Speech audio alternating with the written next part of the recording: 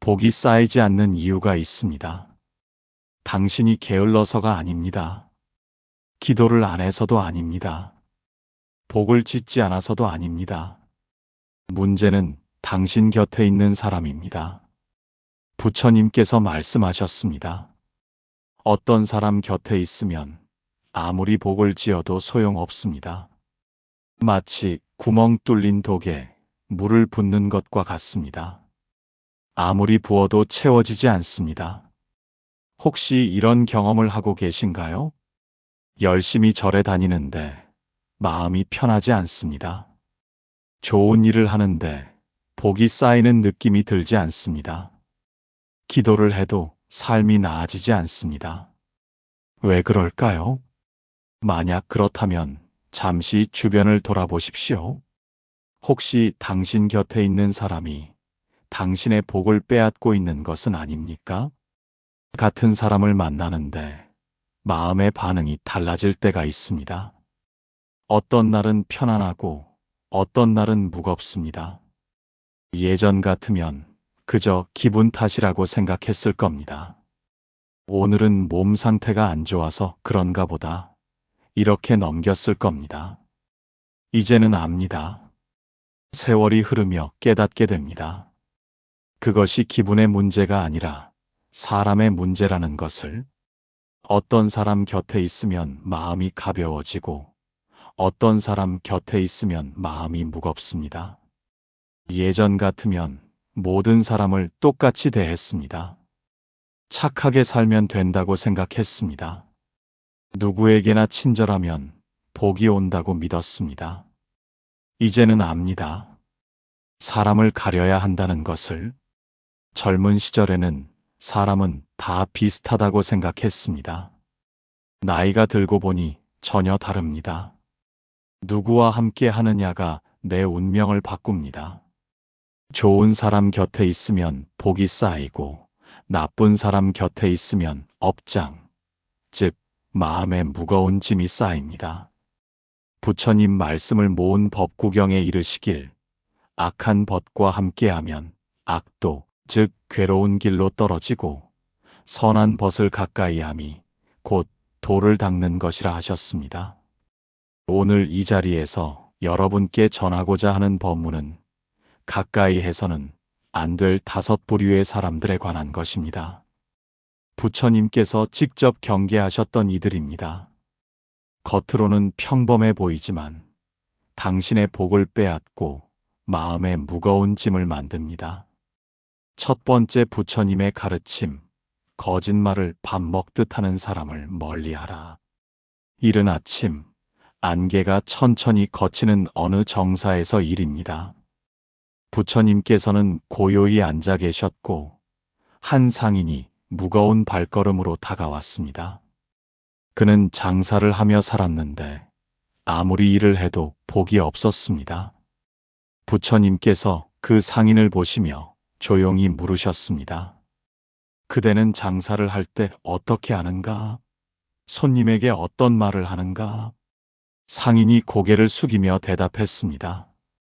스승님, 솔직히 말씀드리겠습니다.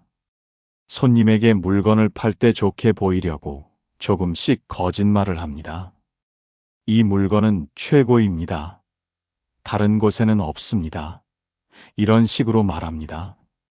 부처님께서 하늘에 흐르는 구름을 바라보시며 말씀하셨습니다. 그대의 복이 없는 것은 가난 때문이 아니라 거짓말 때문이다. 저 구름을 보아라. 검은 구름이 몰려오면 맑은 하늘도 어두워진다.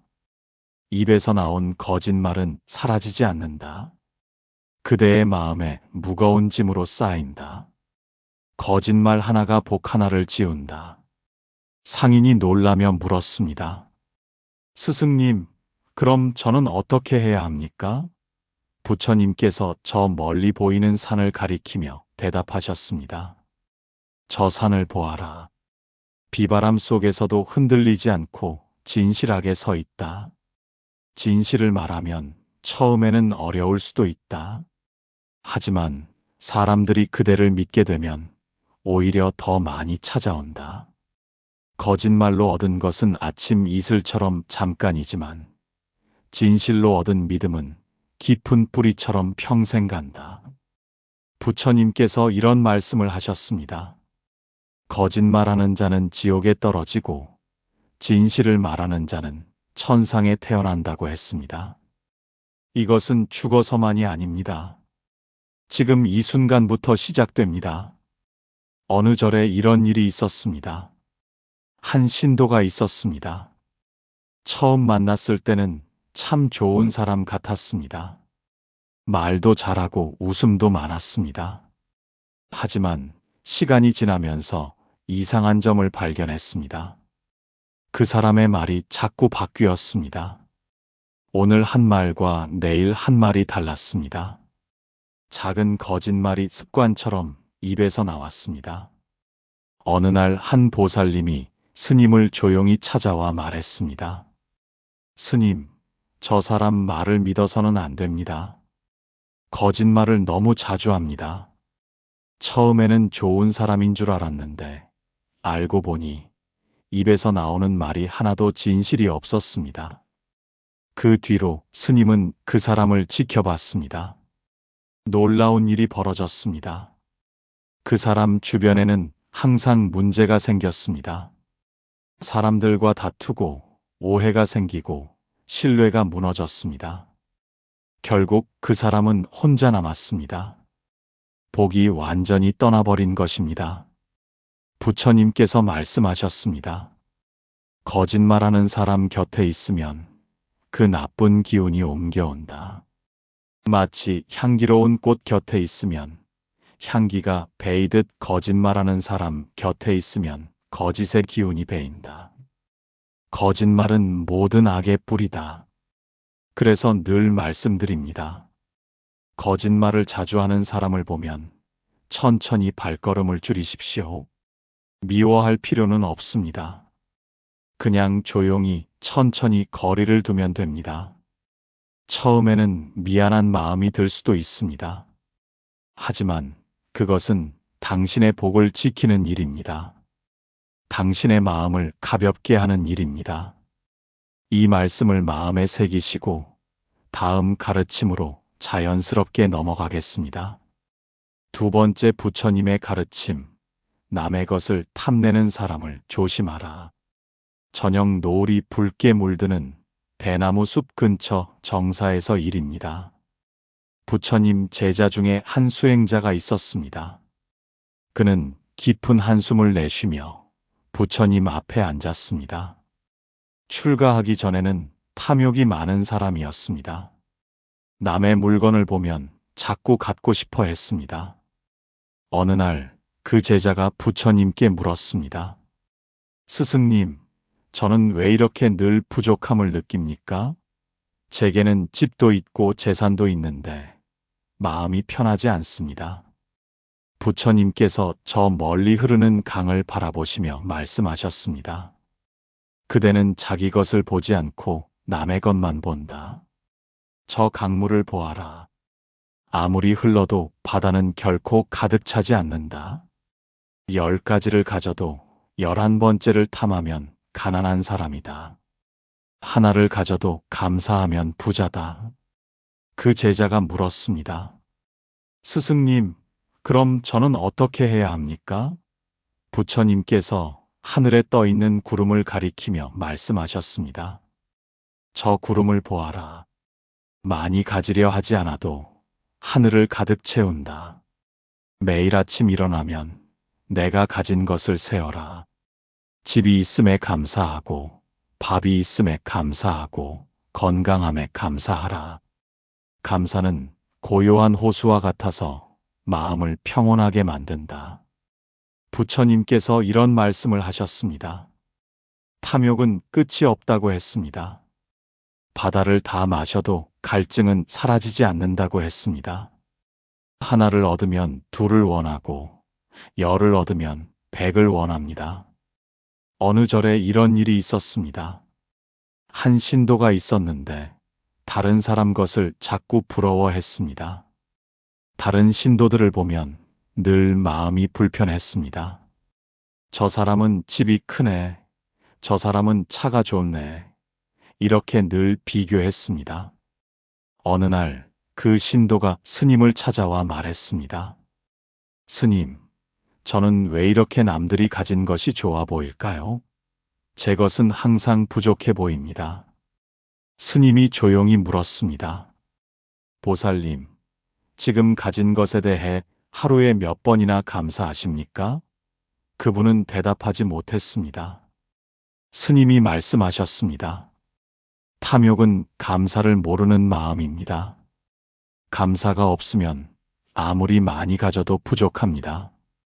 감사가 있으면 조금 가져도 넉넉합니다. 탐욕은 마른 나뭇가지와 같아서 아무리 물을 줘도 푸르러지지 않습니다. 부처님께서 말씀하셨습니다. 탐욕은 전염병과 같다. 탐욕스러운 사람 곁에 있으면 그 마음이 옮아온다. 만족을 모르게 되고 감사를 잊게 된다. 탐욕은 복을 막습니다. 아무리 복을 지어도 탐욕이 있으면 구멍 뚫린 독에 물 붓는 격입니다. 법구경에는 이런 말씀도 있습니다. 만족을 아는 자는 가난해도 부자요. 만족을 모르는 자는 부자여도 가난하다. 천천히 받아들이십시오. 당신 주변에 늘 남의 것을 부러워하는 사람이 있습니까? 그렇다면 조금씩 멀어지십시오. 괜찮습니다. 세 번째 부처님의 가르침. 화를 주체하지 못하는 사람을 피하라. 새벽이 밝아오는 어느 산속 정사 근처 부처님 당시에 한 도적이 있었습니다. 그는 화가 많은 사람이었습니다. 조금만 마음에 안 들면 분노를 참지 못했습니다. 사람들은 그를 무서워했습니다.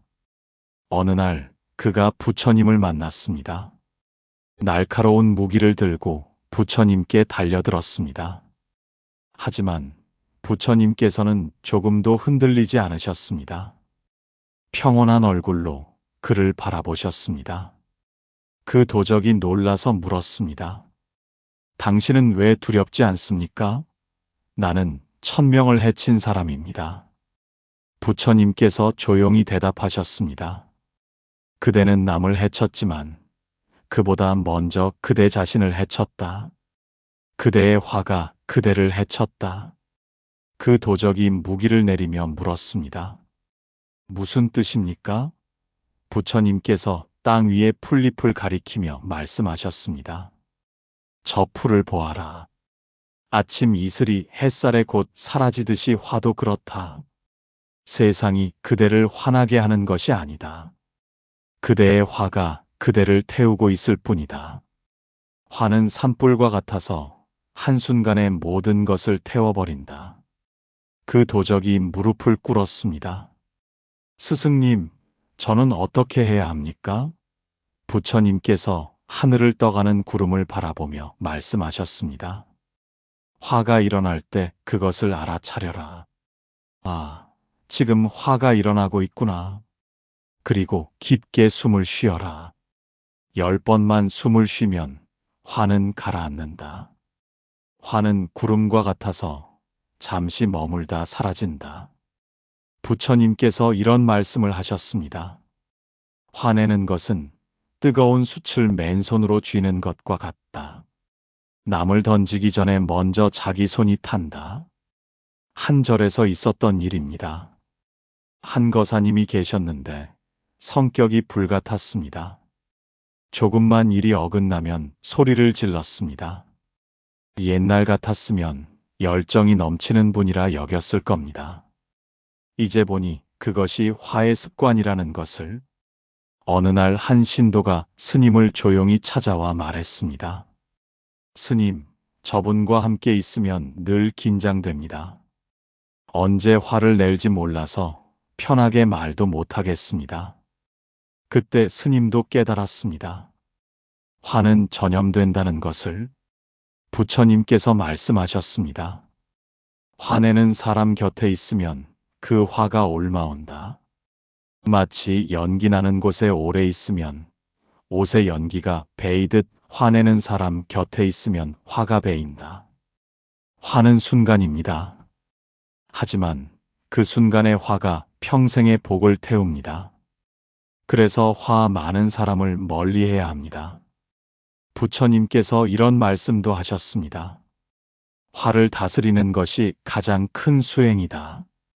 조용히 숨을 고르며 다음 말씀으로 넘어가겠습니다. 당신 주변에 늘 화를 내는 사람이 있습니까? 오늘부터 한 걸음씩 물러나십시오. 괜찮습니다.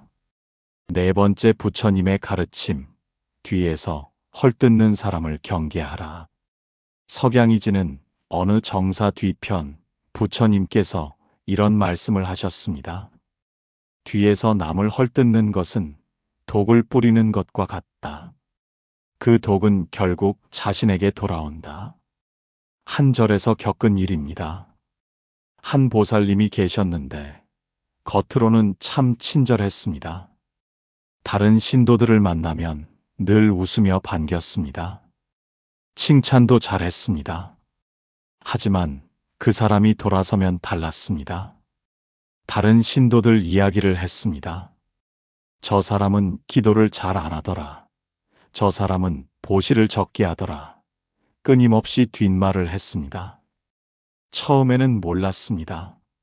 스님에게는 늘 친절했으니까요. 하지만 어느 날 다른 보살님이 스님을 조용히 찾아와 말했습니다. 스님, 조심하셔야 합니다. 저 보살님이 스님 이야기도 뒤에서 한다고 합니다. 그때 스님은 충격을 받았습니다. 스님은 그날부터 그 보살님을 주의 깊게 관찰했습니다. 놀라운 일을 발견했습니다. 그 보살님은 모든 사람에게 그렇게 했습니다. 앞에서는 웃으며 칭찬하고 뒤에서는 헐뜯었습니다. 그 사람 주변에는 늘 다툼이 있었습니다. 신도들끼리 오해가 생기고 관계가 틀어졌습니다. 부처님께서 말씀하셨습니다. 뒤에서 헐뜯는 사람은 어둠 속에서 화살을 쏘는 사람과 같다. 보이지 않는 곳에서 쏘기 때문에 더 위험하다. 언젠가 그 화살이 자신에게 돌아온다. 시간이 흐르면서 그 보살님도 외로워졌습니다. 사람들이 하나둘 떠나기 시작했습니다. 모두 그 사람의 두 얼굴을 알게 되었기 때문입니다. 결국 그 보살님이 스님을 찾아왔습니다. 눈물을 흘리며 말했습니다. 스님, 왜 사람들이 다 저를 피할까요? 스님이 조용히 물었습니다. 보살님, 혹시 뒤에서 남의 이야기를 하지 않으셨습니까? 스님이 말씀하셨습니다. 뒤에서 하는 말은 모두 헐뜯는 말입니다. 본인 없는 자리에서 본인 이야기를 하는 것 자체가 잘못입니다. 그것이 복을 막습니다. 부처님께서도 이런 말씀을 하셨습니다. 남을 비방하는 것은 자신의 공덕, 즉 쌓은 복을 태우는 것이다. 아무리 복을 쌓아도 헐뜯는 말 한마디면 다 사라진다. 또 이런 말씀도 하셨습니다. 입은 복의 문이요, 화의 문이다. 그래서 늘 말씀드립니다. 뒤에서 남을 헐뜯는 사람을 보면 슬그머니 자리를 옮기십시오. 오늘은 남 이야기를 하지만 내일은 당신 이야기를 할 것입니다. 특히 조심해야 할 것이 있습니다. 헐뜯는 사람은 처음에 당신에게 잘합니다. 친절하게 대하지만 그것은 함정입니다. 편안히 마음을 내려놓으십시오.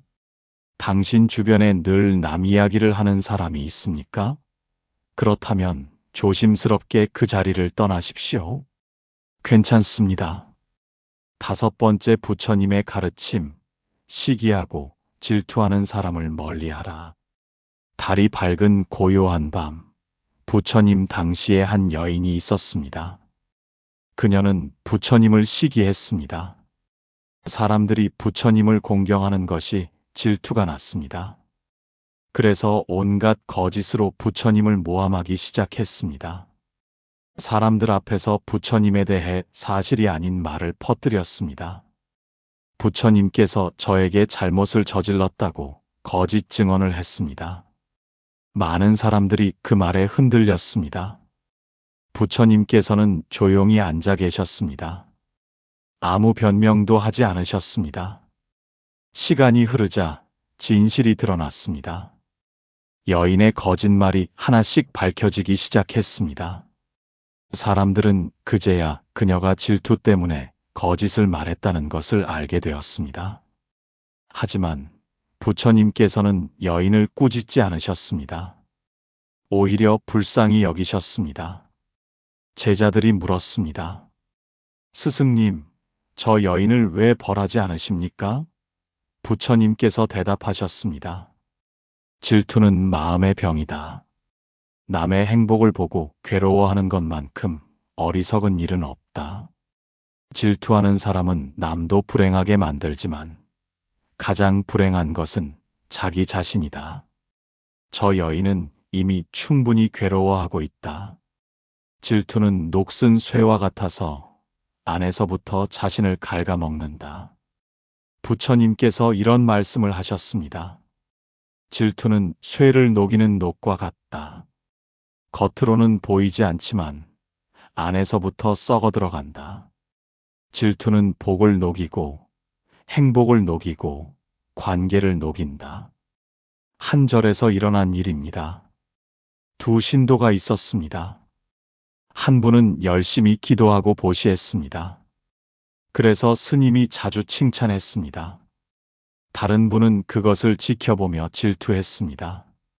지나온 세월을 돌아보면 부러움과 질투를 똑같이 봤습니다. 살아보니 전혀 다른 마음이더군요. 부러움은 나도 저렇게 되고 싶다는 마음이고, 질투는 저 사람이 저러면 안 된다는 마음이라는 것을. 그 질투하는 신도는 열심히 하는 분을 방해하기 시작했습니다.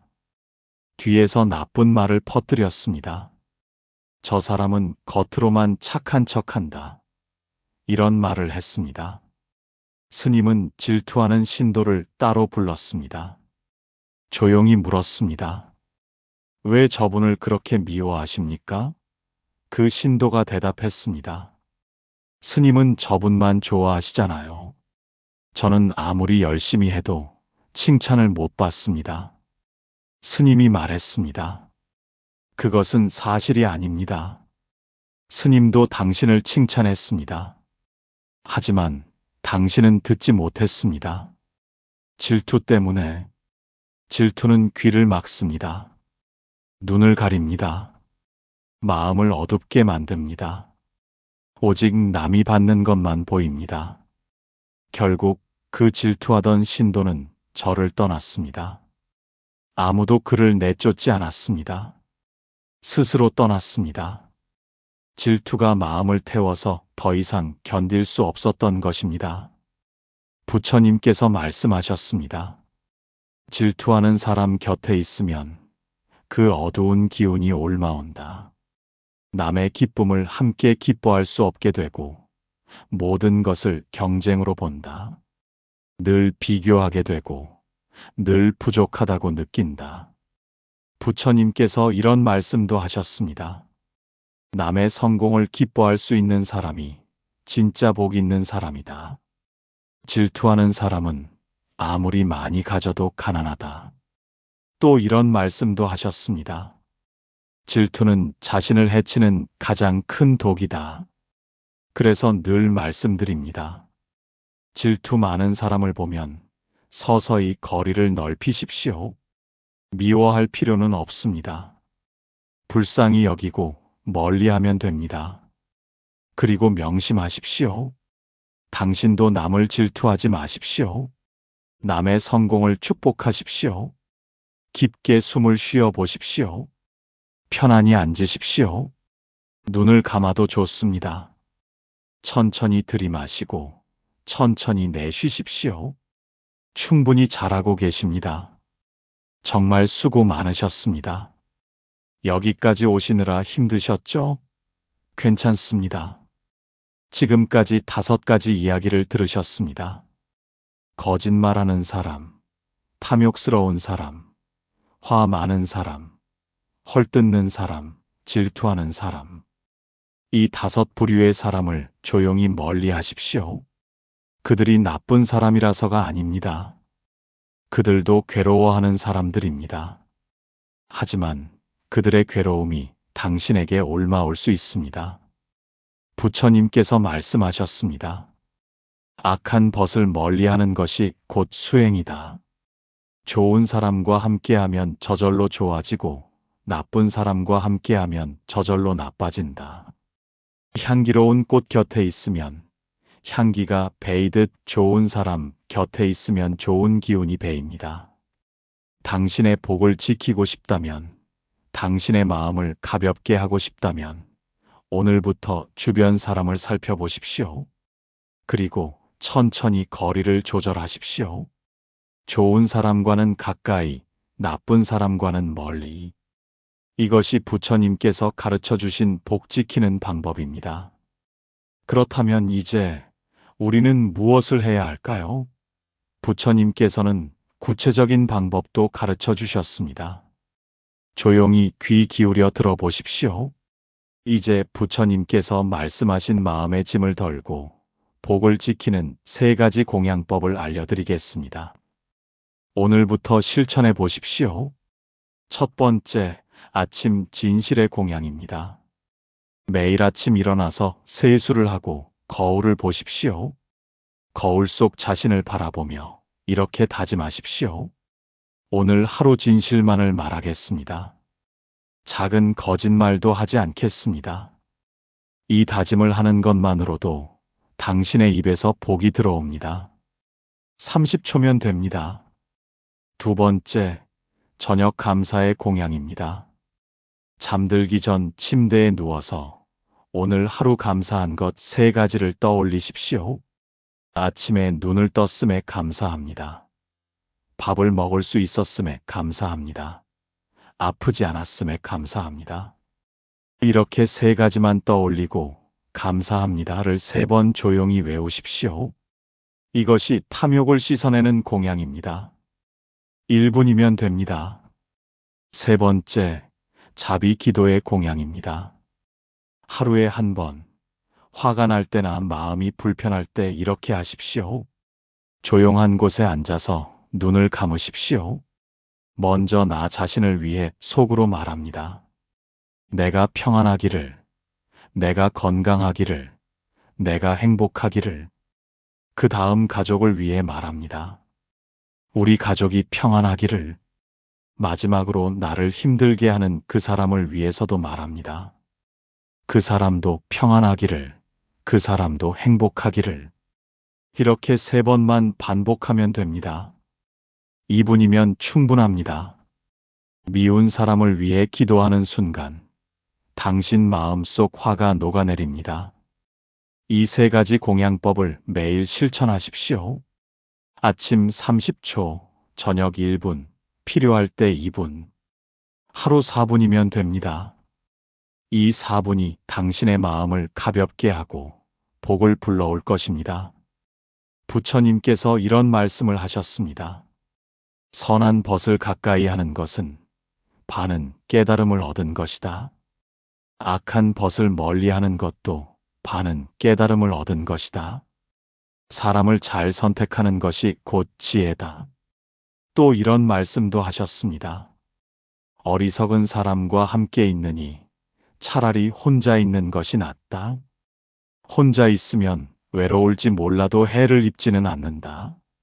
나쁜 사람과 함께 있으면 외롭지 않을지 몰라도 복을 잃는다. 그러므로 두려워하지 마십시오. 혼자가 되는 것을 두려워하지 마십시오. 나쁜 사람과 함께 있는 것보다 혼자 있는 것이 훨씬 낫습니다. 혼자 있으면 부처님과 함께 있는 것입니다. 오늘 이 말씀을 끝까지 들어주셔서 감사합니다.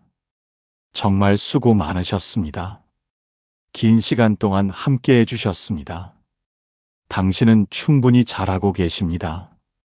이 말씀을 듣고자 하는 마음 자체가 이미 복을 짓는 일입니다. 이제 여러분께 부탁드립니다. 오늘 이 법문이 당신의 마음에 작은 울림이라도 주었다면 댓글로 나무아미타불이라고 적어주세요. 6글자만 적어주시면 됩니다. 나무아미타불.